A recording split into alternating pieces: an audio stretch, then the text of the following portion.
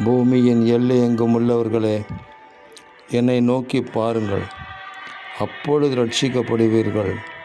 நானே தேவன், வேறொருவரும் இல்லை என்று சொல்லப்பட்டிருக்கிற வேத வாக்கியத்திற்காக எங்கள் தேவாதி தேவனுக்கு கோடான கோடி ஸ்தோத்திரங்கள் உண்டாகட்டும்.